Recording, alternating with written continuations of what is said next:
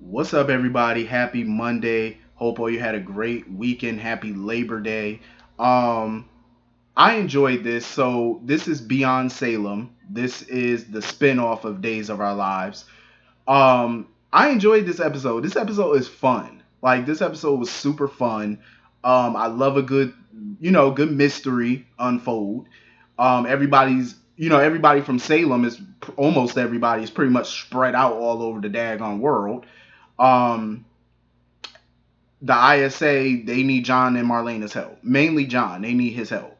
And Shane Donovan was running down the whole, Almanian jewelry business because apparently some Almanian peacock statue got stolen or whatever, and it contains six gems. So they need to get their hands on those gems before they fall into the hands of somebody else, the wrong kind of person. I think two of them already fell in the hands of somebody bad, so they need to get the rest. And that's where John and Marlena come in, because Shane wants John and Marlena to attend an auction where they're gonna bid on a very expensive necklace, and it's gonna be other bidders there and stuff. So they really need John's help with that. And it was so funny because he gave him a gun, and the gun did look like a toy. Because Marlena was like, "This gun looked like a toy," but apparently they made it off of a 3D printer or something like that, so that way it wouldn't be detected by metal detectors. And it's funny because Shane was like, "Oh, I can't tell you any more information." I'm like, "What in the world?" Now, mind you, he already explained to John that another ISA agent tried to get the gems, and the ISA agent ended up dead.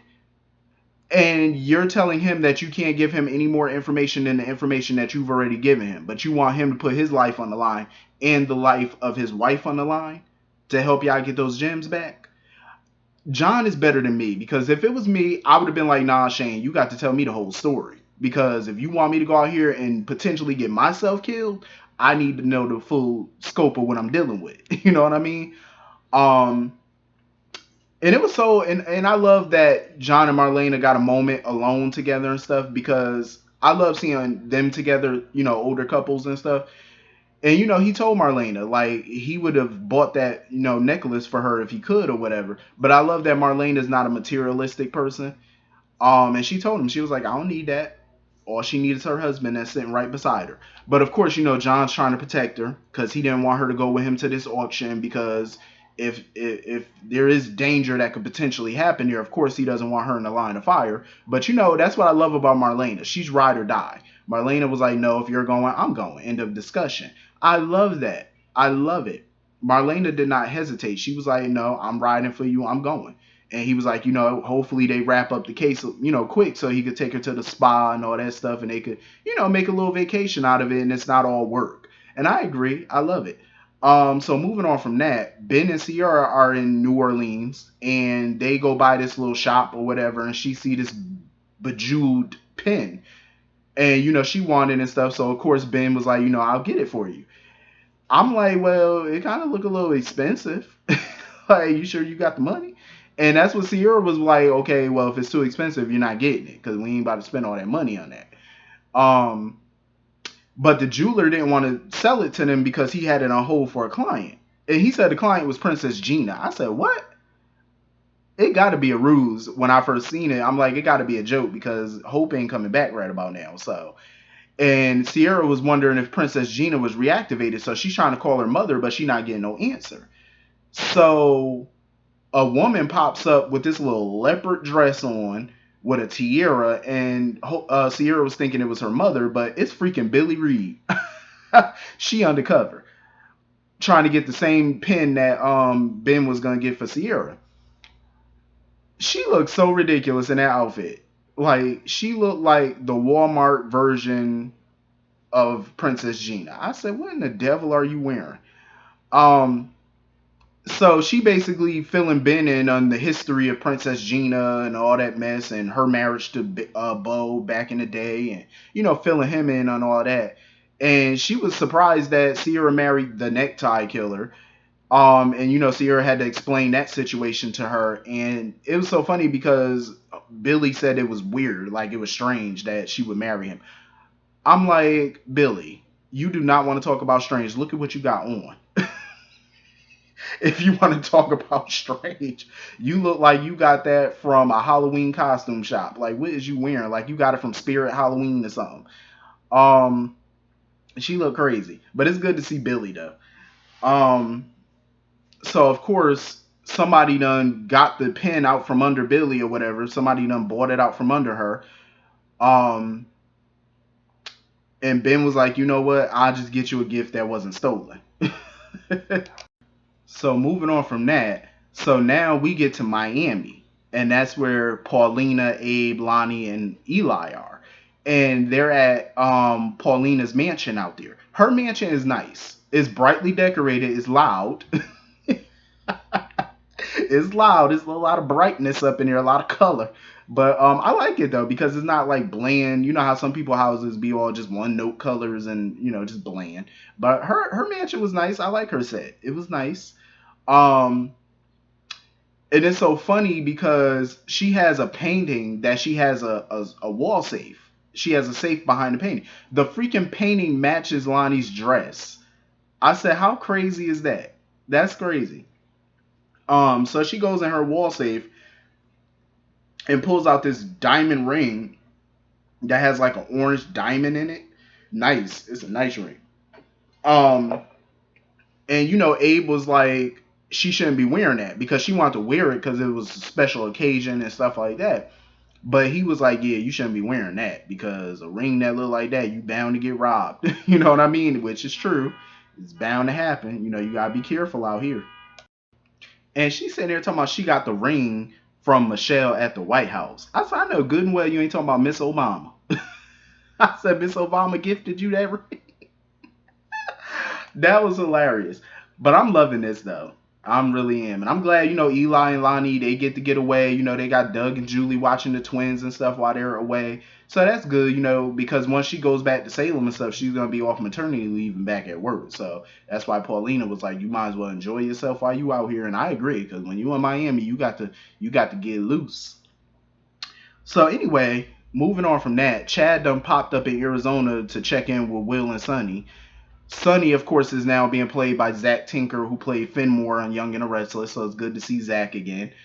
Um, Everything doesn't seem well in the household because Sonny had Will had to rush off to work, and Sonny's not happy because he think Will cheating. He think Will cheating on him because he was like, all the evidence is there, but Chad was like, don't jump to conclusions because Chad did that a few times with Abigail, and look what happened with them. She's away in Massachusetts, and he doesn't know when she's coming back, or if she's coming back. And he doesn't want the same thing to happen to Will and Sonny. But Sonny was like, no, he got evidence. He was like, he be hiding his text messages. He deletes his phone call log so he can't see it. Like, he's being very hush hush, very secretive.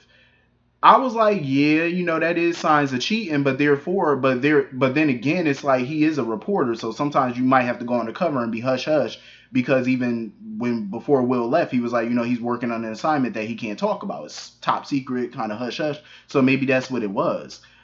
Um, but Sonny wasn't buying none of it. Sonny was like, nah, I'm gonna find out. Sonny was like, I'm gonna get to the bottom of this. So he called Will's job, and they said that he wasn't at work and he wasn't expected to be at work. So Sonny was like, uh-huh. So he lied to me again. So now he checking his credit card records. I said, well, damn, Sonny should be working for the feds or something the way he be investigating. So he found out that he got, he's been paying for this little suite or whatever at this little hoity-toity expensive spa resort. So Sonny was like, oh, I'm on my way. Sonny was like, I'm about to go over there and get to the bottom of this. And Chad was, trying to talk him down, like, I wouldn't go over there just barging in. Sonny said, nah, freak that. He was like, I'm going. So they end up going, and guess who is at the damn suite? Leo Stark. I said, oh, hell no. Not Leo. Psychotic ass Leo is there. I said, good lord. What Will could possibly be doing with Leo? Like, it got to be a story because ain't no way in the world Will is messing around with crazy Leo. I can't wait to see this unfold. This is going to be hilarious. I said, not Leo. Anybody but Leo. So anyway, back in Switzerland, Anna and Tony show up because Roman already told Anna she shouldn't be going to Switzerland to deal with Carrie and Austin's marital issues. And I agree. I mean, Carrie's a grown woman. She can handle her own marital affairs, her own problems. And it was so funny because Anna told Tony, oh, don't mention, their marital issues.